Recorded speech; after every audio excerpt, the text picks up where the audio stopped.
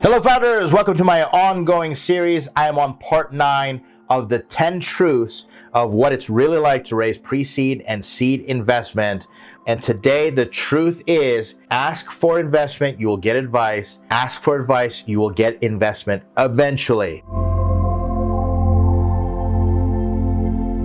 It's a principle that seems to work every single time if you put yourself in the right mindset. If you're following all the other truths and the parts and putting it into action, you know that I'm going to give you this truth and I'm going to ask you to do a few things and get out there and try this stuff, because it's like everything is going to stack and you're going to level up, and I'm going to give you cheat codes along the way. Before we continue, I'm not going to tell you my name is Ed Kang, because you've been watching all my other videos in this series. You know who I am. See what I'm doing here? I'm also not going to tell you that I'm a 7-time funded founder with 2 exits, and that just means I failed a bunch of times, and you can learn from all my mistakes, and I try and use my social media and this video and platforms for all that sort of stuff. Go watch those other videos if you want to know my history, background, and what I'm all about, and the reason I'm here and doing what I'm doing to try and help you, especially if you are a pre-seed or seed stage founder and you want help raising your pre-seed seed fund round. I'm going to help you get that first check, whatever size it is, whatever it's going to look like. Let's get back to the truth. Ask for investment, you'll get advice.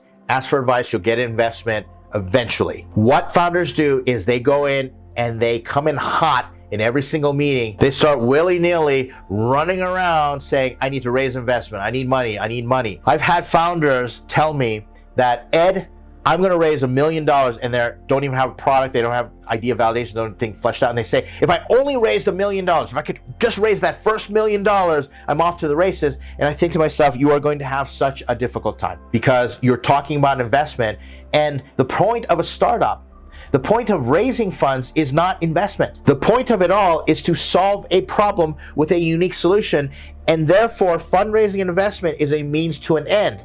But if you start out of the gate and you come in hot and you're just raising money, that's not going to send the right signal, and us investors, we're going to question your intention and what you're all about. The same thing happens when I hear founders and they lose their jobs and they decide to start a startup. And I'm not going to argue whether you can be a founder or not.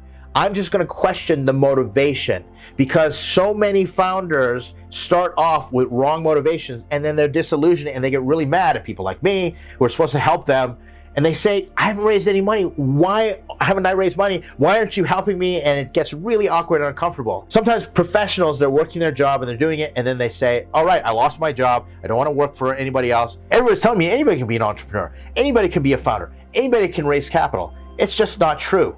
Just because you think you can doesn't mean you can. Just because you're told you can doesn't mean you can, or you necessarily should, especially if you're older and there's cost of opportunity and you've got a family, a mortgage, and kids. I see founders YOLO unwisely their savings and their time, and they pay this massive cost of opportunity to become a founder, and they think, if I just raise the money, then I can stabilize, pay myself a salary, and work on my startup. It just doesn't work that way. It's not realistic. So the truth is, if you come in hot, ask for investment, you're just going to get advice. But if you ask for advice, you're going to get investment. And here's how it works. When I go and raise money, I start off in pre-seed or seed stage.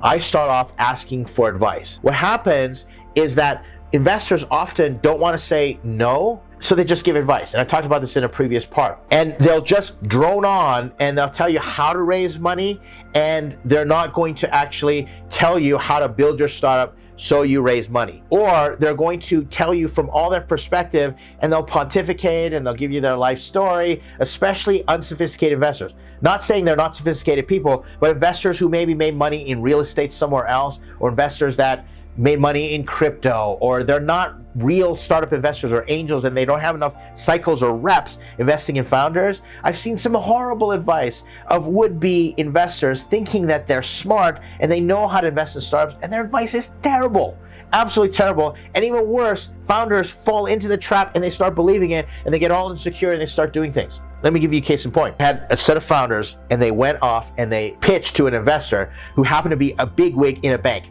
institutional banking, who happened to have tons of money, and they said, would you please invest in this startup? And this investor gave them the gears and made them feel so small and shamed them for not knowing finances. And so what the investor did was approach that, and they gave advice from the standpoint of being an investment banker and what a bank needs to see. And believe me, a bank needs to see something completely different than a early stage angel investor. What did those two founders do? They went and they taught themselves how to build a massive financial model, do all these projections, and they spent weeks burning very precious and valuable time. And then they came to me too late and they said, we are heartbroken because it's still a no, they're not investing. And they made us do all this education and learning, and now I've got this great financial model. I don't even know if it's right or not. And I just felt horrible for these founders, because a proper investor in the startup sphere knows that we want founders to know how to do finances, know where to look for financial projections, and build a financial model. But your assumptions are never going to be right out of the gate. It's different than just putting numbers down for numbers' sake. This is what a CFO told me. But you have to know how to go and get the information and tell the proper story and be aware and financially savvy enough and eventually get there. But if you came to me and you gave me a 5-year projection, how do I know that's going to be right? You're in startup land. You're doing innovative stuff that anything could change. Now, like I said before, there's a difference between not dotting your I's and crossing your T's. Saying that I'm going to put out a social media campaign and not knowing how much Google AdWords costs in relation to social media campaign, or not knowing how much it costs to put out a LinkedIn ad and then be paid advertising and go back and forth because you need to test both. I get that. Things change. But if you don't know how to do the basics, then that's going to be really, really difficult. But I digress. That was a very long, complicated example of why you don't want to ask for investment and end up with a bunch of advice that is biased or tainted and makes you think and go crazy along the way. What I do is I ask for advice, and when I'm pitching my early stage startup, I tell them, listen, I'm not here for investment right now. I trust your opinion, and I want to know what advice you would give me, and I'd love your feedback. Just tell me, what would you say to me about my pitch if you knew you couldn't offend me? Or I say, what aren't you telling me or saying to me because you're worried you're going to offend me? And I get advice. Here's another technique that I use. I say, who else can I talk to of your caliber? Because I really value your advice and I'd love to get more opinions from people just like you. And I mean it. I don't talk to people unless I really value their advice, but I'll remind them, I value your opinion and what you say. There's a reason that I'm here. And what will happen is they'll start to look at it and go, wow, Ed is really coachable. He's asking all the right questions. Keep me posted on what's going on. And later on, I'll send them notice and say, guess what? I pulled in my first $50,000 check. And they'll look at me and they'll say, you know, I could have written you that check. And I'll go, yeah, I know. Now you can come in, but I just appreciate your advice. Other times I've pitched and I've said, I just want your advice. I just want some validation, and I want to understand your perspective on this because I value your opinion. And by the end of it, they've said, and this has happened to me, they've said, Ed, aren't you going to ask me for money? And I say, no, I'm not ready for money. I don't know if I'm actually going to take money for this yet. And they'll say, you know what? Just so you know, if you would have asked me for money, I would have given it to you. In fact, that's what I thought you were going to do. You're going to ask me for money. But I don't take that lightly. Your network is your net worth and eventually your company valuation. You ask for advice and you tell them how important it is, get them emotionally invested, and then they will financially invest eventually if they're the right investor. Many times, as you keep them updated, what will occur is you will start to hit these milestones where you've de-risked the investment enough where they will be ready to write your check and they'll contact you. Or you can continue to ask them as you fundraise. I've done this before where I've gone to someone that I know can write me a check and I say, yeah, I've raised my first 100K. Wanted to know what you thought in terms of the next stage. Can I give you a little rundown on what happened because you've been down this road before and you're someone who could write the next 200K check or 500K checks. What are you thinking, or how would you observe? Give me some feedback because I really appreciate your advice. What am I doing there? I am getting them in the game, but I'm not coming in hot and asking for investment. I ask for advice first, and I'm leaving things open for them to say, you know what, I'd invest in this or not. And more often than not, you will have people volunteer, and that's so much easier than going and cold calling and making sure that you have everything you need to convince them that they should invest in you. Instead, start asking for advice and you will eventually network your way and meet all the people who will be the investors.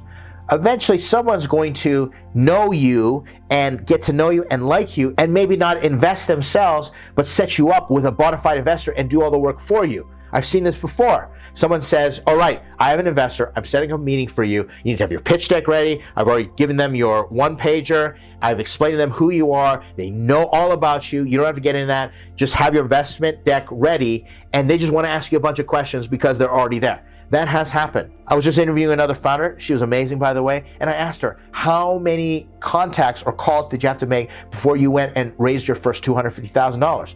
And I'm prepping founders for the truth, and this is the reality, that you may have to make 100 calls just to get one yes. You know what number she told me? She said 10. 10 calls.